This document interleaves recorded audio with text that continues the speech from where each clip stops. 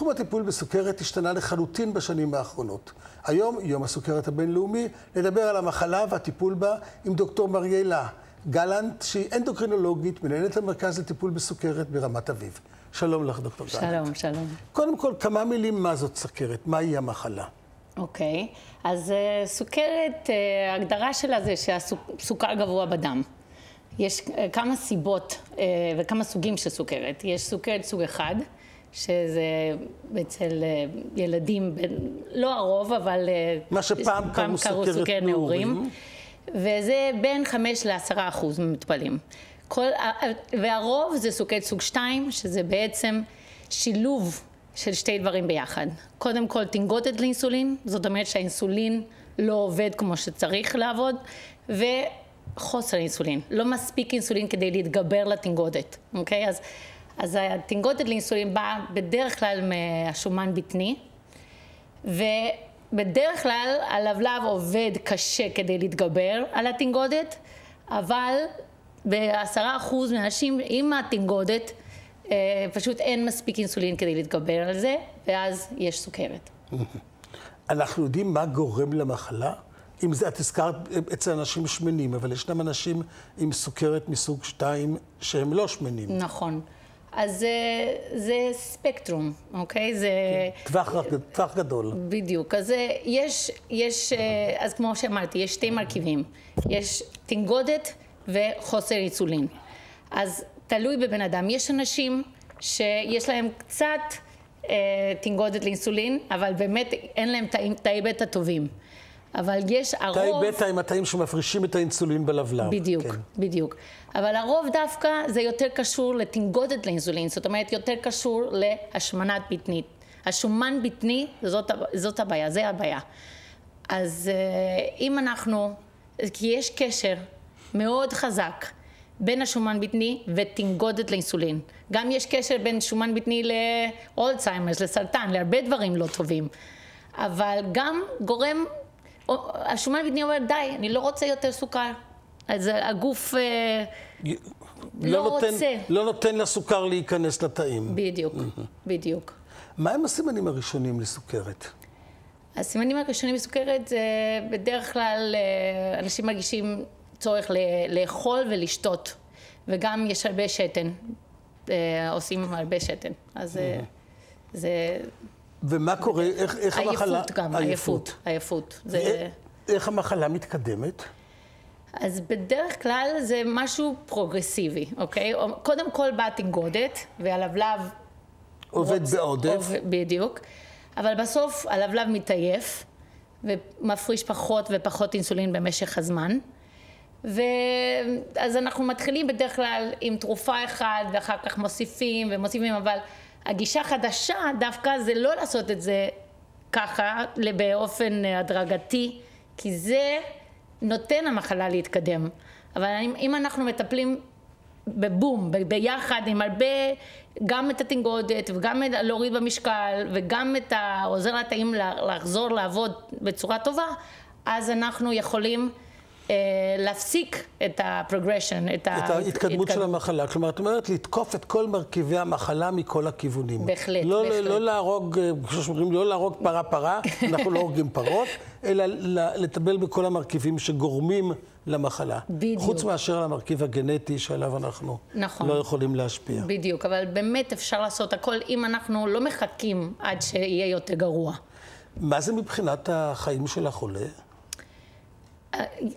לחולה יש המון כוח פה, אוקיי? הוא לא מבין כמה הוא יכול להשפיע על התוצאות.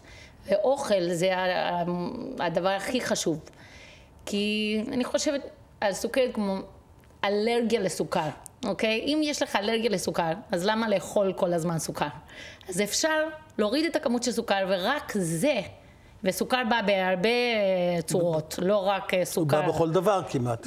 כן, לא, אבל יש המון שאין בו סוכר, וצריך לדעת מה, אבל יש מה לעשות, אוקיי? המטופל יכול, אבל גם פעילות גופנית מרכיב מאוד חשוב, כי זה מוריד תנגודת לאינסולין. אז, וגם פותח זרימה, וזה... אנחנו לא נדבר על זה, אבל בואו נמשיך, נדבר על הטיפול אולי, אבל מהם הסיבוכים של סכרת? למה אנחנו בכלל צריכים לפחד מהמחלה? שאלה טובה. כי סוכרת, כמו לחץ דם, עושה את העבודה בשקט הרבה פעמים. מתרגלים לסוכר גבוה, ולפעמים באים אנשים עם סוכר מאוד גבוה, שאני הייתי אומרת, איך אתה מתפקד בכלל. אבל הסיבוכים, יש שתי סוגים של סיבוכים. יש סיבוכים מקרו-וסקולריות וסיבוכים מיקרו-וסקולריות. אז מקרו-וסקולריות... סיבוכים גדולים לכלי אדם וקטנים לכלי אדם. בדיוק, אוקיי? אז המקרו זה הלב והמוח, והמיקרו זה העיניים, הכליות, העצבים, כלומר, זאת מחלה שפוגעת בכלי אדם, גם הגדולים וגם הקטנים. בדיוק, בדיוק. כן. עכשיו, בואי נחזור לטיפול. את אמרת שבטיפול אחד הדברים החשובים ביותר זה קודם כל להוריד סוכר. כן. אבל סוכר יש בלחם, וסוכר יש בפירות, וסוכר יש מעט בירקות, וסוכר יש בפסטה ובאורז ובכל מיני דברים. צריך להיות יצירתי. אז בואי תסבירי לנו מה עושים. אז קודם כל... כי את יודעת, יש כאלה שאומרים שדיאטה זה הדבר הכי קל לעשות. עובדה, הם עשו אותה כבר 50,000 פעם. נכון. עכשיו, יש שני דברים. קודם כל, צריך להיות יצירתי קצת. צריך קודם כל להפנים את זה. אוקיי? צריך להגיד, אני מוכן לעשות את זה. כי זה לא מלחמה. כי אם זה מלחמה, כל פעם שאתה רואה לחם ואתה בוכה, אז יהיה קשה מאוד, אוקיי? אז קודם כל צריך להבין שלחם זה קצת האויב שלך, לא החבר שלך. אז אתה צריך להגיד, לא תודה, לא בשבילי. עכשיו, יש כל מיני דברים, אבל צריך לא לפחד משומן. הבעיה זה שעד עכשיו אנשים פחדו משומן, כי אמרו, שומן לא טוב, כן. אבל זה לא בדיוק ככה. אוקיי? וזו הצעה שלמה, ואין לנו זמן לדבר על זה כרגע, אבל זה פשוט אין הוכחה לזה. אין באמת הוכחה. אז אם אנחנו... בעיקר לאור, ואנחנו מפחדים מכולסטרול. נכון. ובעיקר לאור העובדה שאנחנו יודעים שרוב הכולסטרול הגוף מפריש בעצמו. בדיוק. והכולסטרול שאנחנו מקבלים מהאוכל, מהדיאטה, הוא 10, 15, גג 20% ממה שאנחנו אוכלים. בדיוק. אז בשביל 20% לא צריך לפחד ולאכול גבינה 3%, אפשר לאכול 5%. זה לא רק זה לא רק זה, שהקשר... לאכול שומן, אם זה השומן, אפילו saturated fats. אפילו רווי. כן, אפילו רווי. זה לא מה שחשבנו, אוקיי? אז זה משהו מאוד מעניין דווקא, אז אם אתה מבין את זה, אוקיי? זה, כמו שאמרתי, זה ההצעה שלמה, אבל אם אתה מבין את זה, אז אתה יכול לאכול בשר בלי לדאוג, וביצים בלי לדאוג, וגבינות שמנות, אוקיי? אבל להוריד את הפחמימות, ולא לאכול כל הזמן. כי כל הזמן צריך, כשאנחנו אוכלים, אם יש פחמימה, זה דורש עלייה באינסולין. אנחנו רוצים להוריד את הכמות של האינסולין, סך הכל, אוקיי? שהגוף מפריש. עכשיו, אנחנו רוצים, כי האינסולין משמין. אם אני רוצה להוריד במשקל, אז אני רוצה כמה שפחות אינסולין. אתה יודע שאנשים שלוקחים אינסולין, עולים במשקל. מורידים את אינסולין? יורדים במשקל. בדיוק. אז אנחנו, גם הגוף ככה. אבל אחד, אז אם ככה, האמירה לאכול ארוחות קטנות לעתים קרובות היא לא רצויה? רצוי יותר לאכול 3 ארוחות ביום עם כמה שפחות פחמימות בתוכו? בדיוק. ובמקום אורז ופסטה ופחמימות אחרות, מה לאכול? אז הרבה ירקות עם שמן זית, דגים עם סלט גדולה וגבינות. אפשר לעשות לחם מאלמנד פלאואר, איך אומרים? אוי, חזרתי מארצות הברית.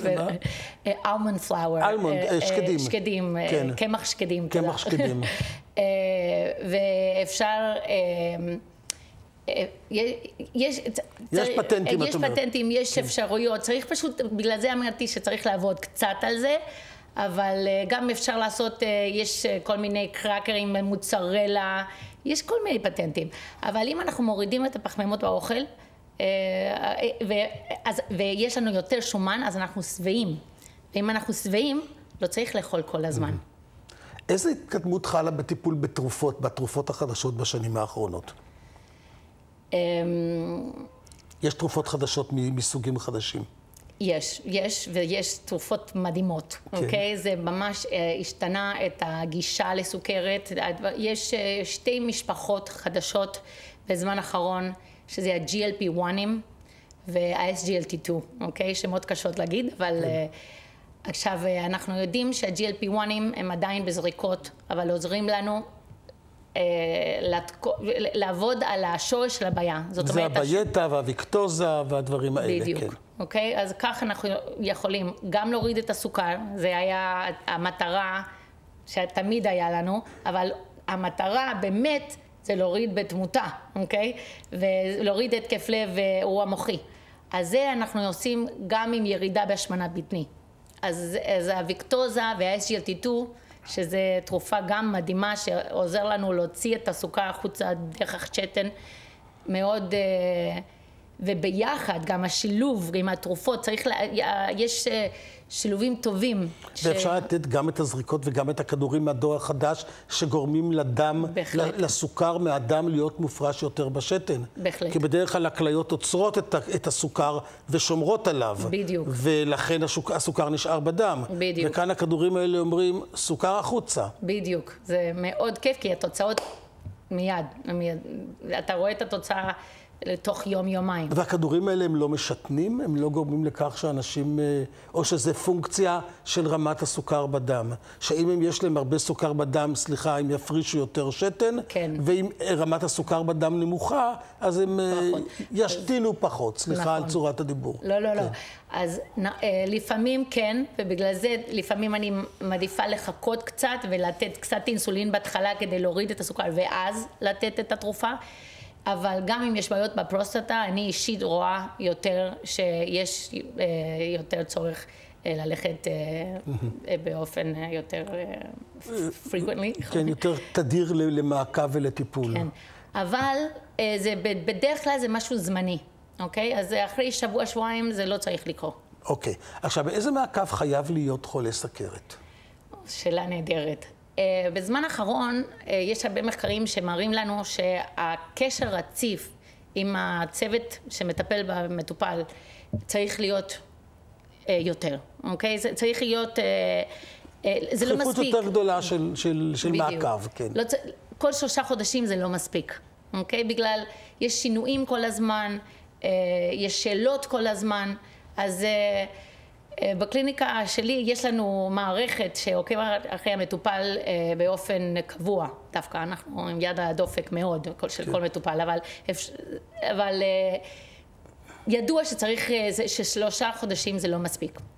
אז כל כמה זמן רצוי? כל חודש, כל חודשיים לבוא למעקב? אז זה קשה להגיד, כי זה... אז יש היום גם ציוד חדש שעוזר לנו לעקוב אחרי החולה, נכון, ועוזר לחולה לעקוב בעצמו. נכון, הטכנולוגיה, אבל כדי, הפרשנות של הטכנולוגיה, אפילו יכול לקרוא לא מספיק, too far intervals.